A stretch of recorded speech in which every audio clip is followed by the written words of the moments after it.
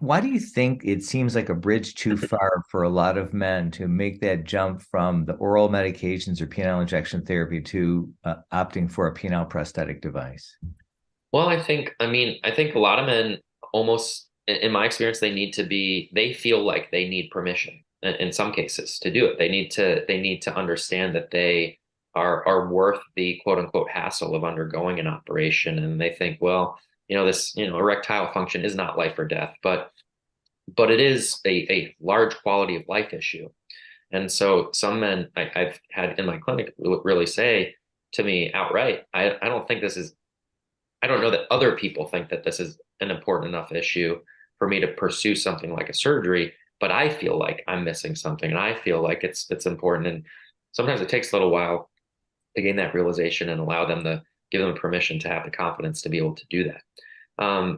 I think too, it is different to take a pill, 60 minutes before, sexual activity and it work flawlessly, versus having to undergo, a surgical procedure with an incision and a recovery period. But I find that with a penile prosthesis, satisfaction rates are again upwards of 95 to 96% because we're essentially giving men something back that they've lost. And it can help them in their relationships with their partners. It can help them in future relationships and their confidence to get back out there in the dating pool. I had a gentleman who I put a prosthesis in, and I saw him literally today in my office. He was 6 weeks post-op, and he has not dated. His wife unfortunately passed away. He has not dated anybody in 6 years, and he told me he left the office that he was preparing to go on a date within the next month. And so, a lot of guys they know that it's important to them. I think deep down, but they sometimes need the education and sort of also an ear to lean on and have somebody listen to them because it's also something that they are not talking about with their brother or their son or their cousin.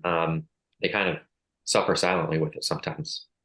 And I think that's where there's sometimes some hesitancy, and it'll oftentimes take two or three visits to kind of, I no way try to convince them of it if they don't want it, but to explore those. It's almost like a therapy session. Sometimes I'm in the room with patients for a long time, trying to help them understand what their own goals are and whether or not they want to have this done.